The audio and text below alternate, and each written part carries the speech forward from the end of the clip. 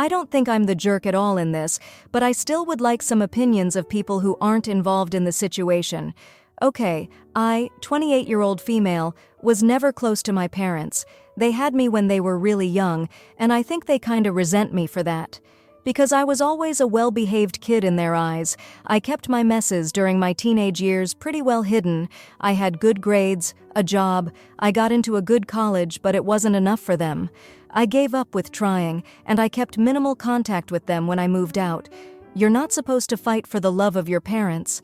However, I was always pretty close with my little sister, 16-year-old female, and I was around mostly just to be around her. I finished my career, got a great job, and I got married 3 years ago. And 2 years ago, I had my first baby girl. This caused my family to be closer, especially my little sister with my baby and my husband. A year and a half ago, my parents began to come home alone. I kept asking about my sister, but they said that she just didn't want to come. I thought it was weird because she loves to come over, but my parents told she's just a teen being a teen. My sister wasn't responding to my texts. She always responded to my texts, so I sent her an email, and she responded a couple of days later. She said she was busy with homework, but I had a feeling that it was nonsense. I ended up driving to my parents' house when I knew they weren't home, and I asked my sister what was going on. She panicked, but I comforted her, and I told her she could tell me anything. She broke down crying and confessed to me that she likes girls, and our parents had grounded her for it and told her I would never accept her. I comforted her and assured her that I had no issue with her liking girls. I was furious at my parents. So freaking mad for doing this to someone so young and for lying to her about it. I called my husband and I asked him if he was okay with my sister staying over there. He responded he was, but he asked why, and I told him I would explain once I was there. I sent my sister to pack all her things and I told her that she was going to stay with me. She just nodded and did what I said. I drove her home and I explained the situation to my husband, and he was just as disgusted with what my parents did as I was. My sister told me they took her phone and laptop away, and she responded to my email from one of the computers of the school. We took my sister's things to the guest room, and when she fell asleep, I began to talk with my husband about what could we do, and the option of becoming her legal guardians was on the table. The next day, I went back to my parents' house and I berated them for what they have done to their own daughter. They told me she was sick and they refused to have a daughter like that. They said so many awful things about her that it almost made me throw up right there, and I told them to frick off and I went home. Long story short, we eventually did become her legal guardians after months of fighting. I only put her 2 conditions: to behave well and to work hard in school. She started to get bullied at her Catholic school for being a homosexual, and my husband and I planned to move out of the city. We asked what she thought about it, and well, she agreed. We signed her up for a non-Catholic school. I put her in therapy. Not that I think she has any kind of problem, but just to prevent. She needed to talk with a professional after everything that has been going on in her life. She started piano lessons and she's doing great in school and made some friends. I got her a new phone and a new laptop. We cut off our parents for good. We haven't seen them in over a year, but it seems like they started to miss my sister, because last week they began to call me and they told me I was a jerk for taking their daughter away from them. Again, my simple response was to tell them to frick off, and my sister doesn't want anything to do with them, and I don't want them in my life either. Anyway, am I the jerk? Now, for a few comments before the update. Comment 1. Not the idiot. You and your husband are 1 zillion times the parents your parents ever were. You are the hero. Now, for the update. 3 days ago, my life took another unexpected turn. My sister, who's been living with us for a while now, came home from school looking really upset. I asked her what was wrong, and she told me that some kids at her new school found out about her being a homosexual and started giving her a hard time. It wasn't as bad as at her old school, but it still hurt her a lot. My husband and I reassured her that we loved her no matter what, and that those kids were just ignorant. The next day, things got even more complicated. My parents showed up at our doorstep unannounced. They said they wanted to talk to my sister and apologize for everything. My sister refused to even see them, and I supported her decision. I told my parents that they had no right to just show up like this after everything they had done. They tried to argue, but I stood my ground and eventually, they left. but not before my mom slipped a letter under the door. Later that evening, my sister read the letter. It was full of apologies and pleas for forgiveness. They said they had been going to therapy and realized how wrong they were. My sister was torn. Part of her missed our parents, but another part of her was still so hurt by their rejection. She didn't know what to do, and honestly, neither did I. My husband suggested we give it some time before making any decisions. Yesterday, my sister's mood had improved a bit. She had a piano recital coming up, and she was really excited about it. She's been practicing non-stop, and it's been a great outlet for her. But as we were getting ready for bed, my husband and I had a serious talk. He's been feeling a bit overwhelmed with everything that's been going on. He's fully supportive of my sister and loves her like his own, but he confessed that he's worried about the impact all this family drama is having on our own little family, especially our daughter. I didn't know what to say. I felt guilty for bringing all this into our lives, but at the same time, I couldn't just abandon my sister. We went to bed with the issue unresolved, and I could feel the tension between us. Today, the tension was still there. We tried to act normal for my sister's sake, but it was obvious something was off. My sister picked up on it and asked if everything was okay between us. We assured her it was, but I could tell she didn't quite believe us. I hate that she has to worry about this on top of everything else. To make matters worse, my parents have been calling non-stop. They want to talk, to try and fix things, but I'm not sure if I'm ready for that. My sister is still undecided, and now with the strain on my marriage, I just don't know if I can deal with my parents too. So here I am, feeling stuck and unsure of how to move forward. My sister is struggling with her feelings towards our parents, my husband is feeling the pressure of our situation, and I'm caught in the middle, trying to keep everyone happy. It's a mess, and I'm just hoping we can find a way through it without anyone getting hurt even more. Now, for the comments. Comment 1. Oh man, I've been there. My cousin came out as gay and our family went nuts. I stood by him and it caused a huge rift. It's tough, but you're doing the right thing supporting your sister. Family isn't just blood, it's who you choose to stand by. Comment 2. Hey, you're a rock star for stepping up for your sister. It's a tough spot, but keep those communication lines open with your husband. It's key to navigate this as a team.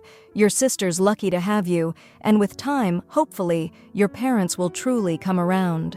Now, for the next story. So I, 23-year-old female, and my fiancé, Jake, 23-year-old male, fake names for the sake of this post, knew each other in high school but started dating about a year after it ended. We now live together, and life is good. Back in high school, I was friends with Alex. In hindsight, she was very toxic and we weren't good people together.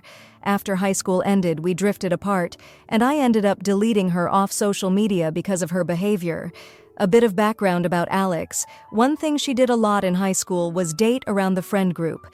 Then, when the date didn't pan out, she used the guy's crush on her as a means of bullying the girls they dated after her. For example, an Alex and a guy named Sam went on 2 or 3 dates, and it didn't work out. When Sam started dating Becca, Alex would make remarks like, "Oh, he took you to the ice cream place. He took me to frozen yogurt. Guess he is broke this week, LOL." Very teenage girl drama. Well, Alex and Jake went on one date in high school, as you could guess. I had honestly forgotten about it until I ran into her recently.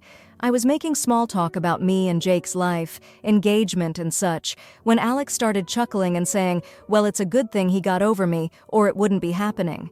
I hadn't spoken to her in 4 years at this point, and it took me a moment to remember they went out. I just made a face and replied, "That is a weird thing to bring up. Do you still think about high school dates that much?" She went a bit pale and started stuttering, saying, "Well, he seemed serious at the time and people said he was upset after the date." I just said, "Yeah, that was like 7 or 8 years ago, get over yourself." It was awkward, so I just left her there to continue my errands. Jake got a text from a mutual friend with Alex saying I was a jerk for berating her in public and made her feel bad for a joke. Jake doesn't think I was wrong. It was weird to bring up his brief high school crush to his fiancée. Edit. I decided to check my phone before bed and saw everyone's replies. Thank you so much for your kind words. I have been accused of being too blunt in the past, so I always fear I come across wrong. I'm glad to see pretty much everyone agrees that this situation warranted it. To clarify the comment I left, Jake was getting texts from a mutual friend, Eric. We found out from this text argument that Alex is staying with him, and that is why he is so defensive of her. Jake did tell him that I didn't do anything wrong, and Alex was being a weird, passive-aggressive mean girl. Eric started demanding I call and apologize, and Jake finally blocked him. Thank you again, everyone, for commenting and making me feel a bit more secure. Have a good night. Now, for a few comments before the update. Comment 1. Your mutual friend is a disrespectful person. Block him or her everywhere. Comment 2. You didn't criticize her. You just asserted yourself. Well done. Clapping hands emoji. Clapping hands emoji. Now, for the update. Hey everyone, I wanted to give you all an update on what's been happening since I last posted about the awkward encounter with Alex. First off, thanks for all the support and advice you guys gave me. It really helped me navigate through the situation with a clear head. So, after the whole debacle with Alex and the texts from Eric, things settled down for a while. Jake and I focused on our relationship and the upcoming wedding plans, which was a nice distraction from the drama. We didn't hear from Eric or Alex for a few weeks, and honestly, it was a relief. However, about a month after the incident, I ran into Alex again at the grocery store. I was prepared for another uncomfortable exchange, but to my surprise, she approached me with a different attitude. She apologized for her behavior and admitted that she had been going through some personal issues that caused her to act out. I accepted her apology, and we had a brief but civil conversation before parting ways. It felt good to clear the air and not have that tension hanging over us. Jake was happy to hear about the encounter and felt that it was a step in the right direction. We both agreed that while we didn't need to be friends with Alex, it was better to be on neutral terms, especially since we shared mutual friends. Speaking of friends, Eric reached out to Jake a couple of weeks after my run-in with Alex. He apologized for his part in the drama and explained that he had been trying to help Alex, who was staying with him at the time, but realized he had overstepped. Jake accepted his apology, and they've slowly started to rebuild their friendship. It's been a slow process, but I'm glad to see them working things out. In other news, wedding planning has been going great. Jake and I have been having a blast picking out decorations, tasting cakes, and sending out invitations. It's been a lot of work, but also a lot of fun. We've grown even closer through the process, and I can't wait to call him my husband. Our families have been incredibly supportive, and it's brought everyone closer together. My parents have been helping us with some of the financial aspects of the wedding, which has been a huge relief. Jake's family has been just as amazing, offering to help with whatever we need. As for the wedding itself, we've decided on a beautiful outdoor venue that's just perfect for us. It's got this rustic charm that we both love, and the scenery is going to make for some amazing photos. We've also finalized our guest list, and it's going to be a pretty intimate affair with just our closest friends and family. One of the most exciting parts of the wedding planning was choosing our bridal party. My best friend since childhood is going to be my maid of honor, and Jake's brother will be his best man. We've both chosen friends who have been there for us through thick and thin, and it feels right to have them by our side on our big day. As the wedding date gets closer, I find myself reflecting on how much has changed since high school. I've grown so much as a person, and my relationship with Jake has been a big part of that. We've both learned to communicate better and support each other through whatever life throws our way. Looking back, I'm glad I stood my ground with Alex. It wasn't easy, but it helped me realize that I don't have to put up with negativity from anyone, no matter the history. And now, with the wedding just around the corner, I'm focusing on the positive and the future I'm building with Jake. So, that's pretty much it for the update. Life has been good, and I'm feeling really content with how things are going. I'm excited for the wedding and for all the new memories Jake and I are going to make together. Thanks again for all the support. It really meant a lot to me during a weird time. Here's to new beginnings and leaving the past where it belongs. Now, for the comments. Comment 1. Hey there, it sounds like you've handled a tricky situation with grace and maturity. It's not easy dealing with past drama, especially when it involves your fiancé. Good on you for standing your ground and calling out inappropriate behavior. It's great that Jake is on the same page too. Keep focusing on your happiness and the wedding planning. Comment 2. I'm curious, how did you feel when Alex apologized? It's always a bit complex when someone from a toxic past comes back with an apology. I'm glad to hear that you're moving forward positively. Remember, it's okay to accept an apology but still keep your distance. Your peace of mind comes first, especially with a wedding on the horizon. Now, for the next story. I, 27-year-old female, and my husband, 31-year-old male, are due at the end of February with our third child. We have made the joint decision that we are done having kids after this one. Due to my various medical complications involving other forms of contraception, we came to the joint conclusion that the only way to ensure we won't get pregnant again is through surgical means, i.e. tubes tied or vasectomy.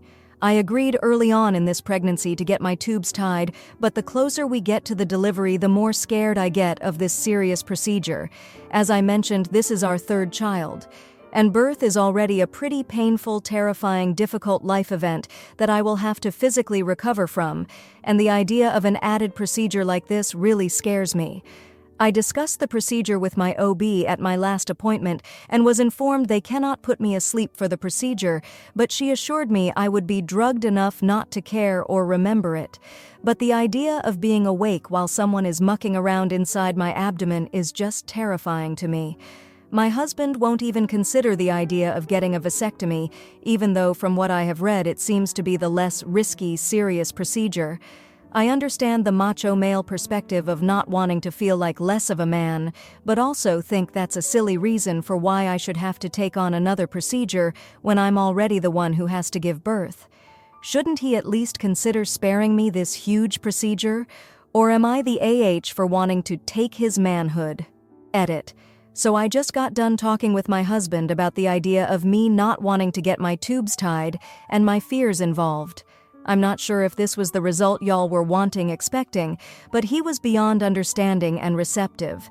He basically shrugged and said that if I didn't want to get my tubes tied, he would just get a vasectomy, and that was that.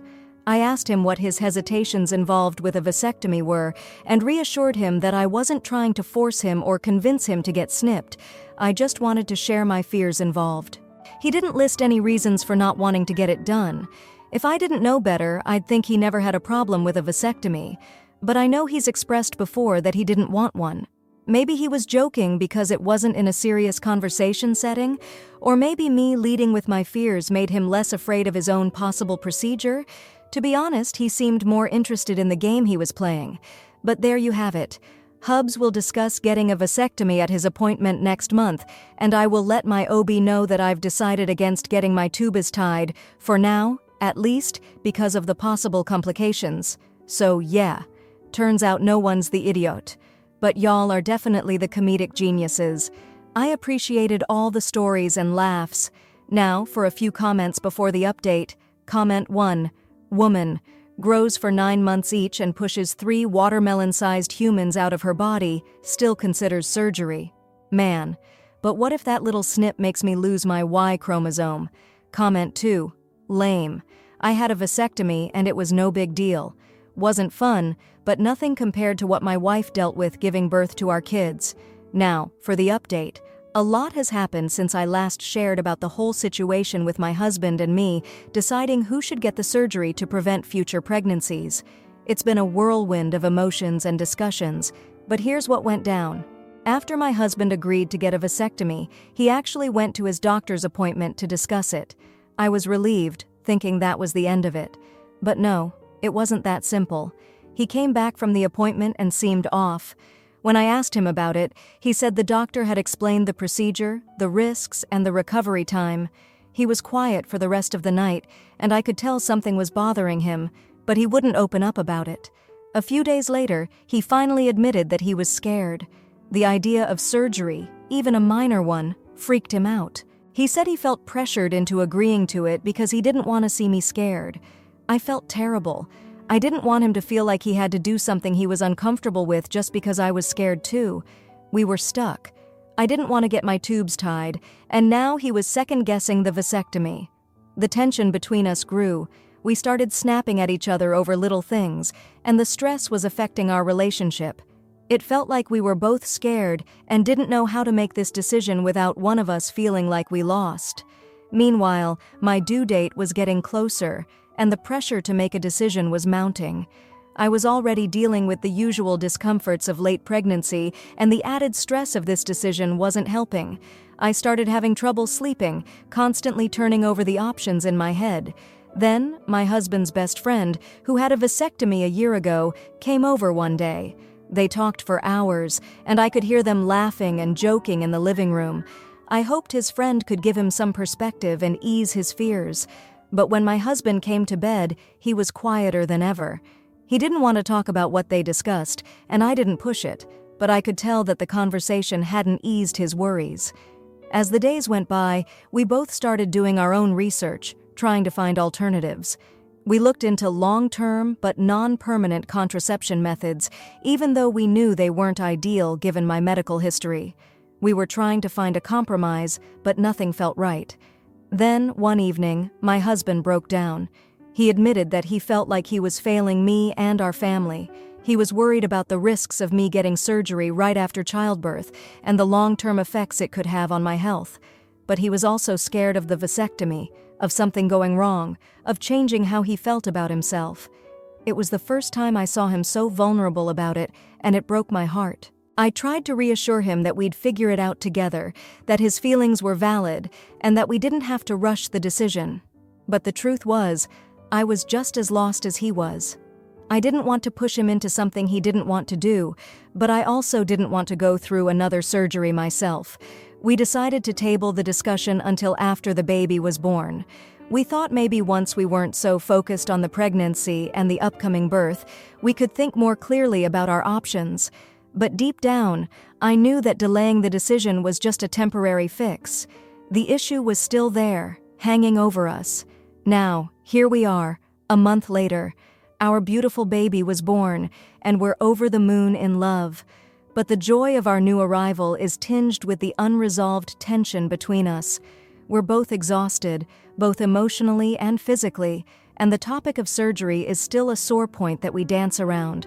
I wish I could say we've made progress, but we haven't. We're both scared, both unsure, and it feels like this decision is a wedge between us. We're trying to be there for each other, to support each other through the sleepless nights and the endless diaper changes, but the question of who will get the surgery is like a shadow in the room. We're going to have to face it eventually, but right now, we're just trying to enjoy our new baby and give ourselves some grace. I hope we can find a solution that works for both of us, but for now, the conflict remains unresolved, and it's taking a toll on us both. Now, for the comments. Comment 1. Oh honey, if your hubby thinks a vasectomy is the kryptonite to his Superman, remind him that true manhood is stepping up to the plate when his partner is pitching a no-hitter in the fear department. It's not about the snip-snip, it's about being a dynamic duo in life's comic book. Comment 2. Been there. My partner and I played hot potato with the idea of who'd get the snip. It was like a twisted game of operation. But when I saw her face while reading the side effects, I couldn't let her go through with it. We're a team, and teams protect their MVPs. If you liked this video, you'll probably like these too. Also, while you're here, please consider subscribing. It's your support that keeps this channel alive and allows me to make better and longer videos. Have a great day.